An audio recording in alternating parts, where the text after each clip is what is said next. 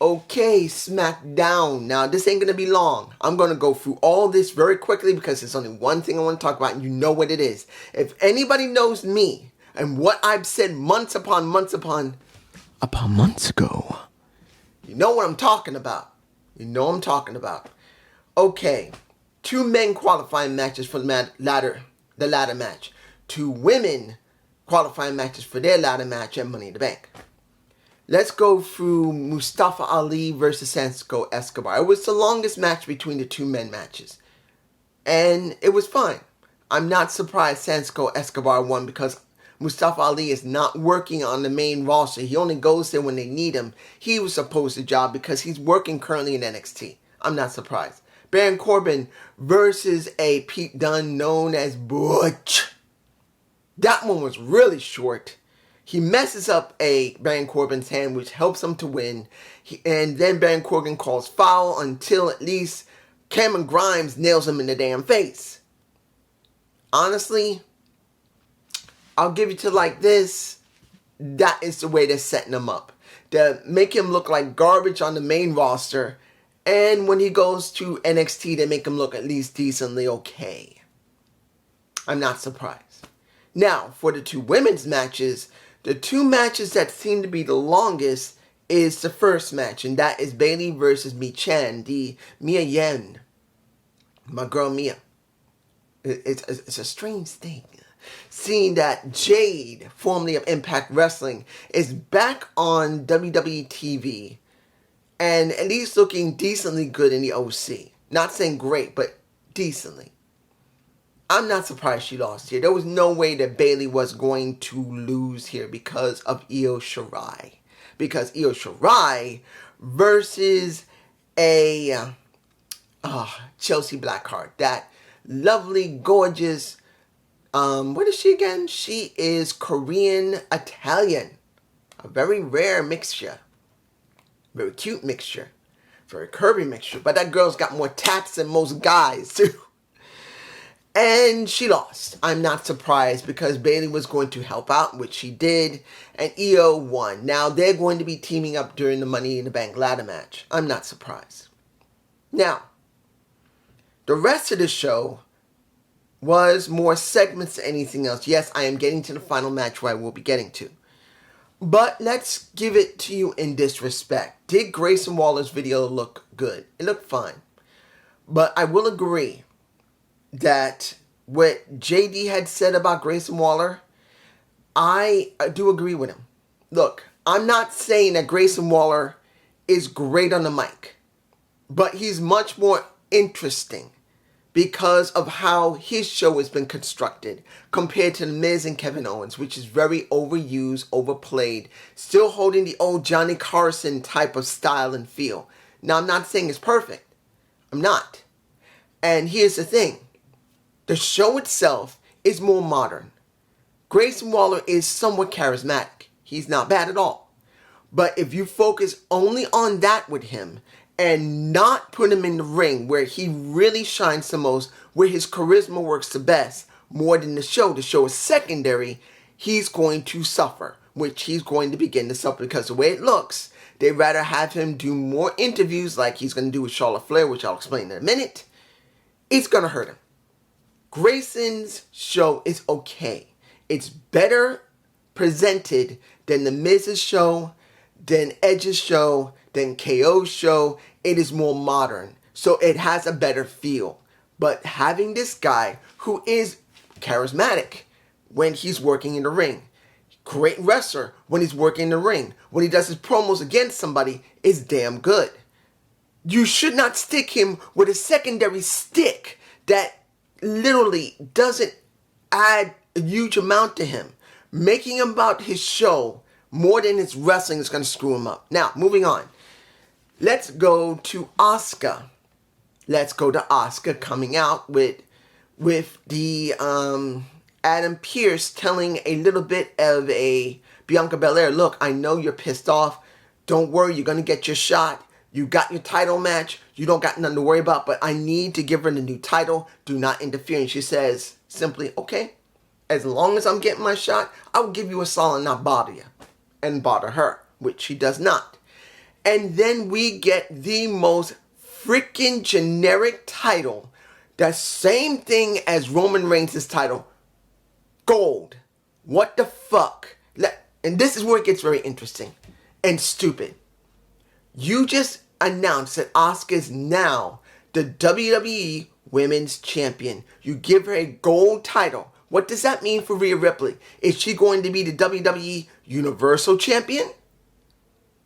Is that what you're going to be naming it then? Or, as you already know, Asuka dealt with a little bit of Charlotte Flair, who came out saying simply, well, Adam Pearce said, what are you doing? What are you trying to do? You have to get in line. And she said simply, whoa! A line starts behind me, baby. In other words, we know how much she gets away with fucking anything she wants as 14-time champion. And the kicker, when she says, I respect you, Asuka, I know how great you are, I know better than anyone, I want that title. And she points at the Raw Women's... What was that?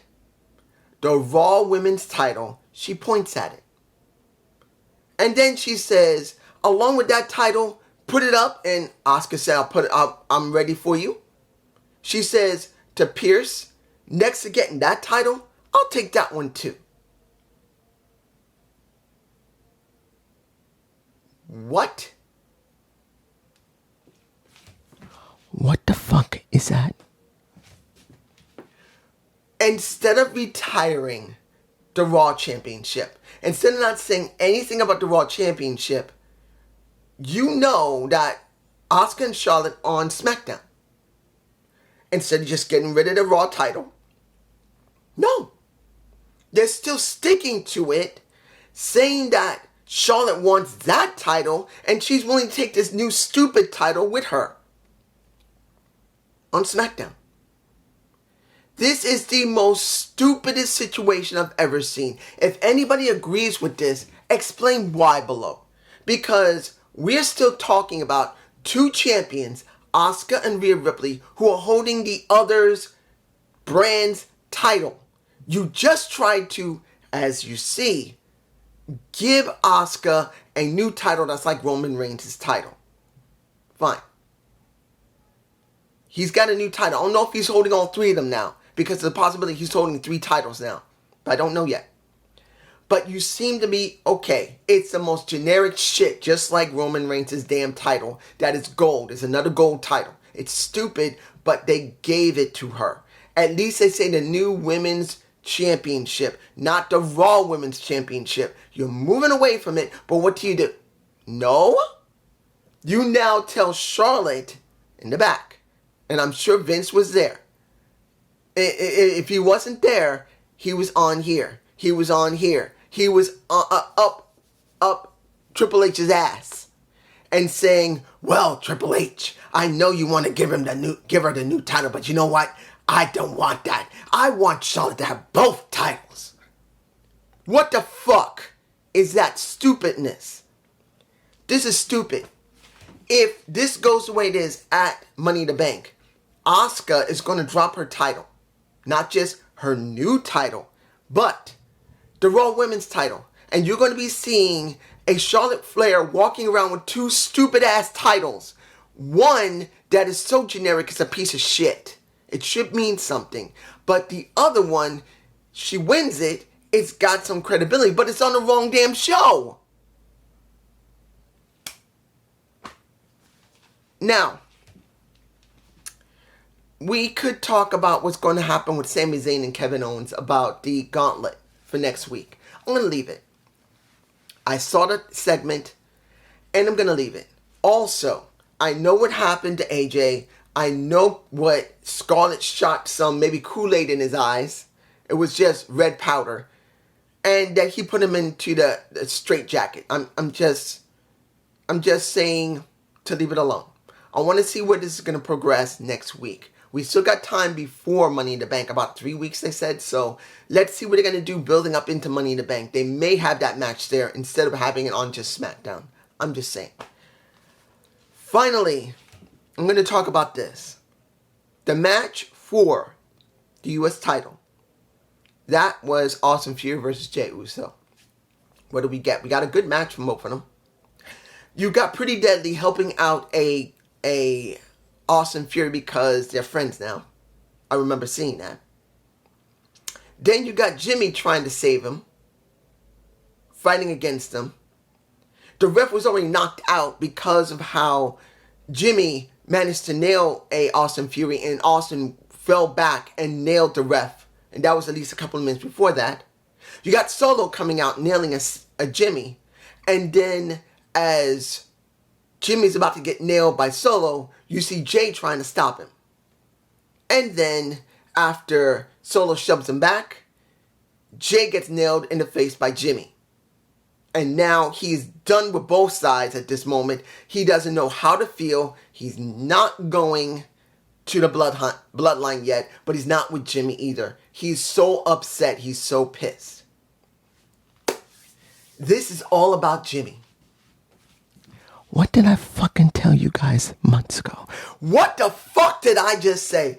If anybody, you guys, you know who you are, who goes to Just Alex's stream, if this is heading towards where I believe it's heading, please, if you ever hear Just Alex say, I cannot believe this is going on, they want to do what they're going to do with Jey Uso, and I'll talk about that in a minute.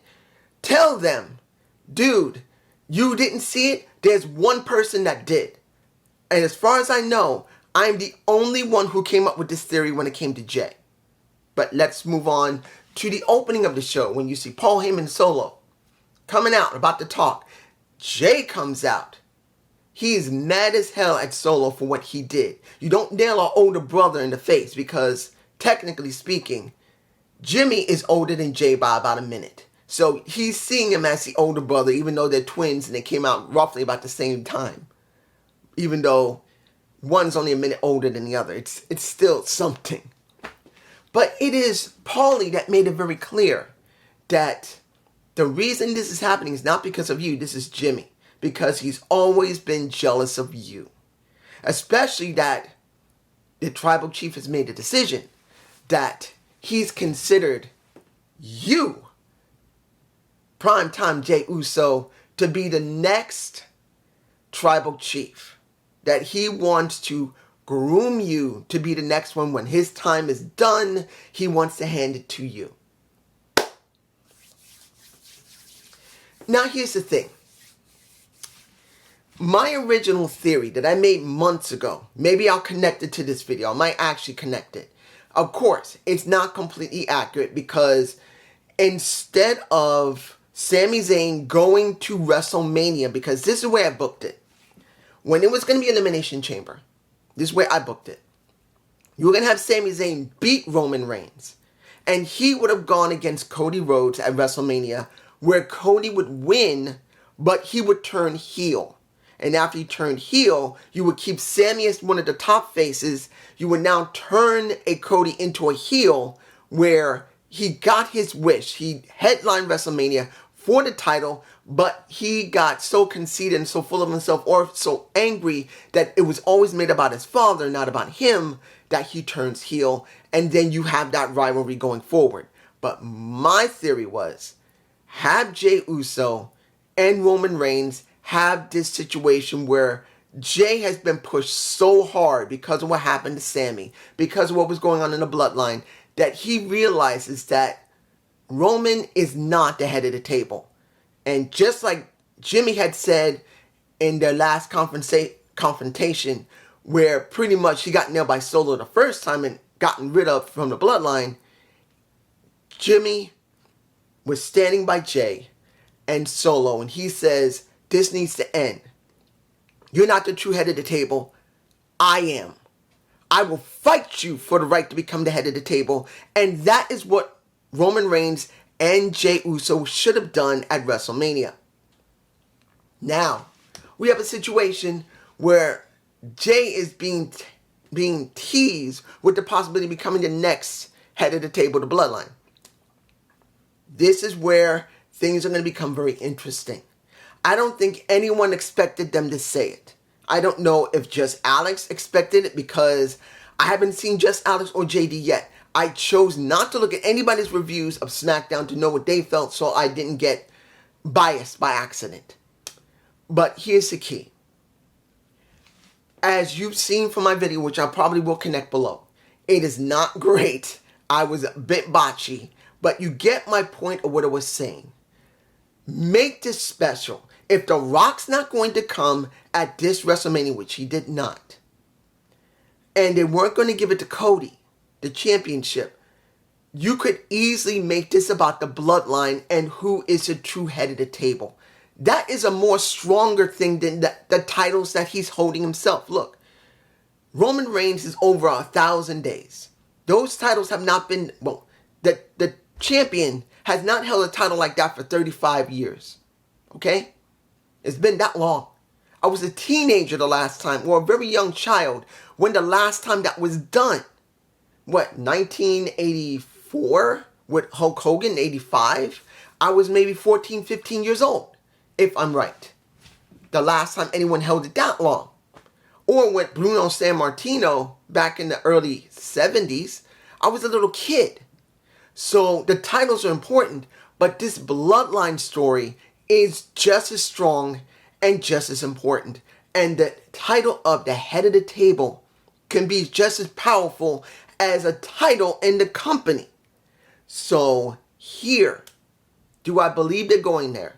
Are they going to mess with Jey Uso to the point where he finally realizes how bad Roman's been acting, how bad he's treated Solo, how bad he treated him, Sammy, and Jimmy, that he decides, I'm done with this. The bloodline doesn't need to end. It just needs a new manager. I will be the new head of the table. I will fight you for it. And that is Jey versus Roman.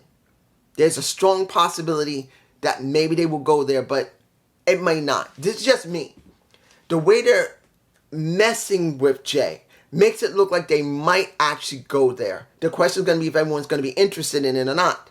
Because this will not be about the titles. This is what people are going to think this is about. They're going to say, I don't see Jey Uso getting the undisputed WWE title. No, this is not about that. This is what they don't get. If they have figured it out, then more power to them. If Alex figured it out and JD figured it out, maybe Solomon's figured it out, Wrestling Inc. figured it out, maybe the Sleg Daddy or anyone else. If they figured it out, great. But if they didn't, they're wrong. If they're going there. If they're going the way I think they're going, this is not about the titles. This is about the moniker of head of the table, the bloodline. That's what this is going to be about. And only about it. It's not going to be about the titles. It's about who is the true leader of the bloodline. And the titles will be secondary. They will not be up for grabs. That's what I believe it's going to be. If he's using one title or all three of them, this is about who is the true head of the table. It's about Jey. Jey from 2020 has been set up. Now, mind you, did they want to go there? Probably not. They wanted The Rock to deal with Roman Reigns, but he chose not to come because he's doing movies. So, they now have leaned possibly into this. And if they did, this will be one of the strongest stories that you've seen in more than a decade and a half in WWE. Even more than Bryan Danielson's story of rising. It will be way more. We're talking about Jimmy Uso. We're talking about Jey Uso. They've always been known to be together. Now they're not.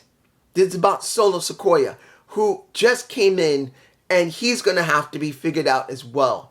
And if you make it about Jey, who had to work by himself in 2020 because Jimmy was too hurt, and there were no people there during the Thunderdome days, this is one of the strongest possible stories you could ever see in 15 to near 20 years. Let's say 15 years. Easily. 15 years. It's been easily 15 years since we've seen a story that could be this strong. So I'm telling you now, if I'm right, and they are leaning towards Jey Uso eventually saying openly on SmackDown or at a pay-per-view, I'm sick and tired of how you've been treating everybody. I'm done.